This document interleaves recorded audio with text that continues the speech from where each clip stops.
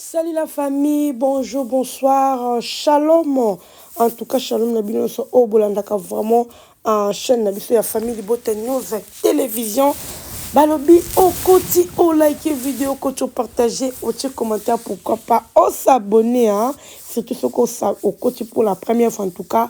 Au causant dans ma boucle ya malamu, abonne-toi et puis cliquez sur la cloche des notifications pour qu'à chaque fois ceux qui vraiment émission la mission côté en tout cas et comme là-haut la famille kakakne to me fait comme d'habitude to me fait quoi copier c'est une belle information en tout cas et c'est moi Mikolo on a vu copier c'est une belle information t en tout cas avec un autre pays au vraiment Congo la RDC malgré tout ça na Liban na mboka mais et donc ça la biso pas si et ça ne pas si vraiment tout le monde qui tozo kabola passe longo na bande kona biso o bazali na Goma tout le monde qui publication ya maman Belvique la patronne en tout cas nous sommes des cœurs avec nos compatriotes de Goma yango moni moi absence nanga vraiment na ba vidéo parce que tozali ki un peu koyoka mo ya makambo ndenge ezoleka en tout cas mitema vraiment eza na kimia te bande konanga alors moi er mo boye moi comme ça la vidéo et ça qui vraiment un peu difficile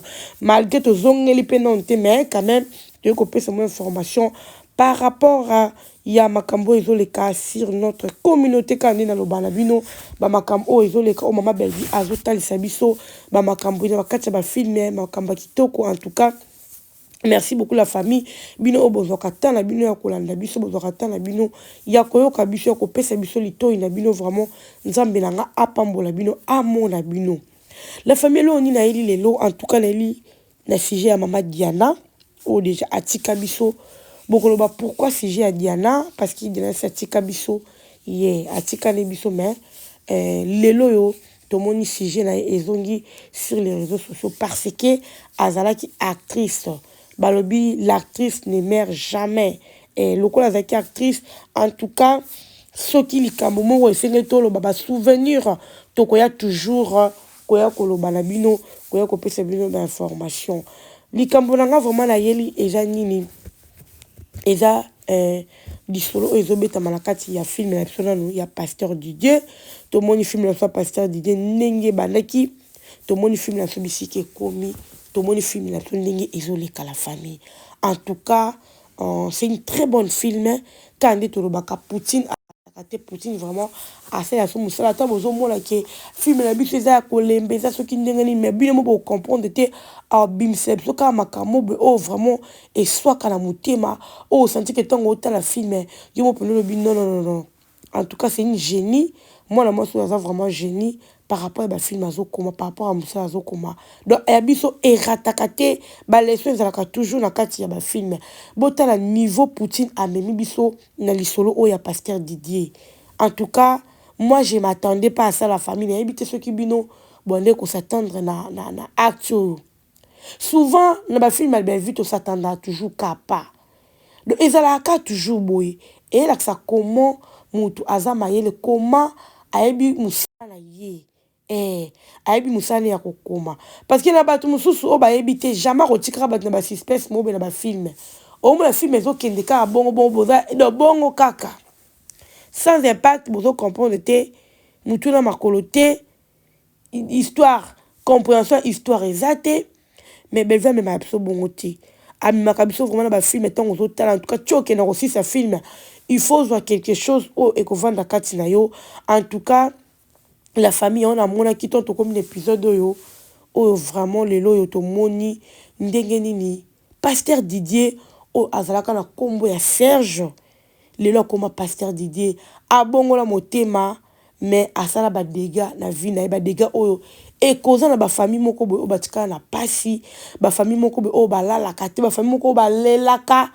Orpheline moko boy o ba lelaka parce que la sœur aza na mwana donc orpheline o moko ba lelaka pona mama na po mutu moko ba salaka mabe po mutu moko be abomaka mama na ye bande kolanga baza ebele o ba participer na liwa ndiko na so Diana alors toi maman Belvi azo sala boy hommage à Diana en tout cas et kende kinga vraiment droit au cœur donc qui passe si parti wana.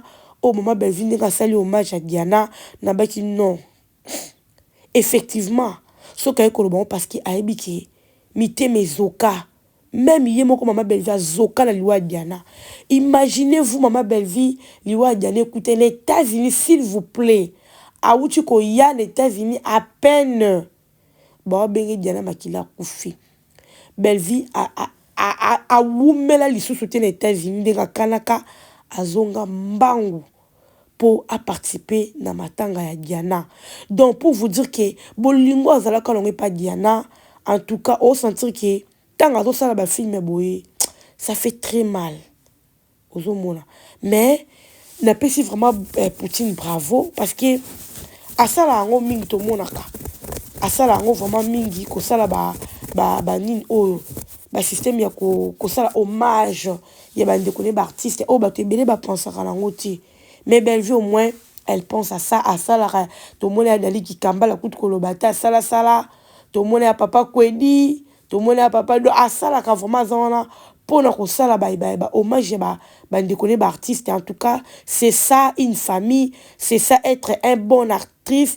Oui bi ke na koma en tout cas ça l'histoire pour na hommage ndekolanga ton a raisonné ndekolanga de tozala ki ba bien fait les qui tellement belé na c'est le hommage ça fait du bien aux comprendre. Donc à ta famille Diana ton batali film oyo malgré ba qui passe mais ça li bango bien Bellevie a raisonné ndekolanga bango ça fait très mal.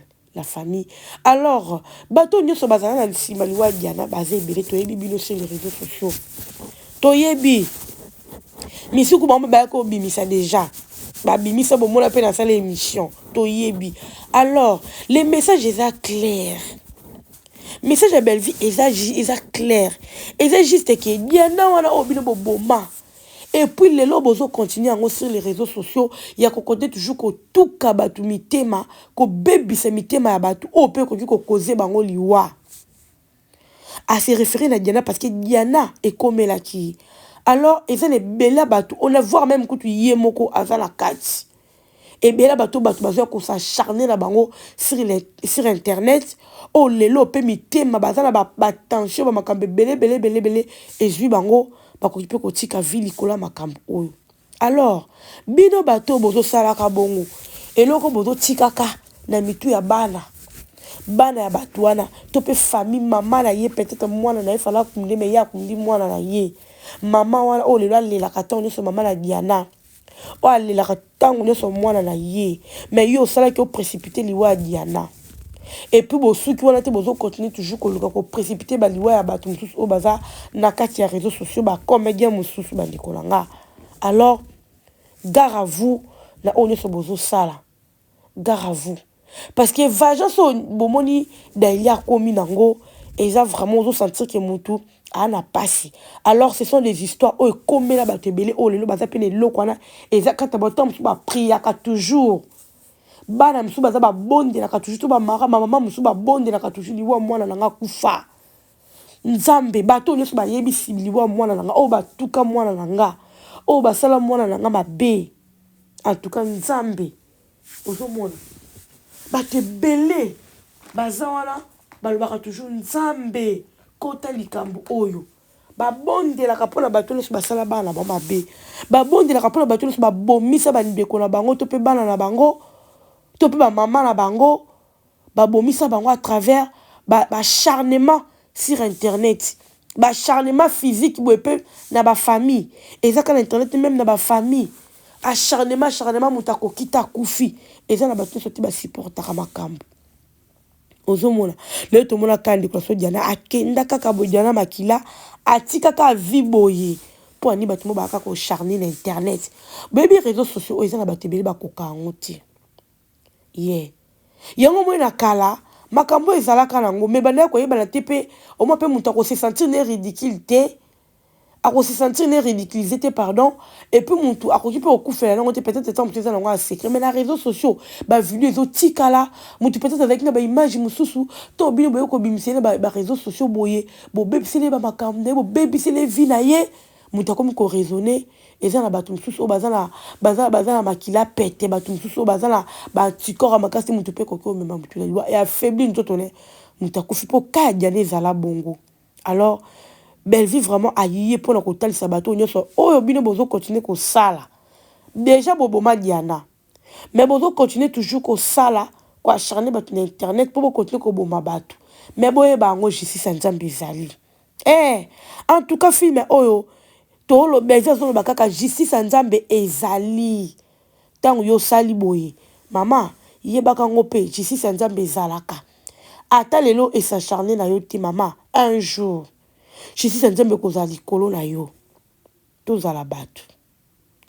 Pourquoi tout ça? Pour nani tokozala motema ya boye ya koyaka toujours koloba ba fausseté na internet bon mona ke moto peut-être aza na belle famille aza na mobali ato paza na mwasi ana ba belle famille no ba respecta kaye mais niveau bino boya osama comme na internet yo ko dénigrer ba tout ko kosa toujours makambu pour ko boma mabala bandi ko na bino ba congolais. Pourquoi? Congolais za motema mona na mona te motema mabe motema jalousie motema keto pona nini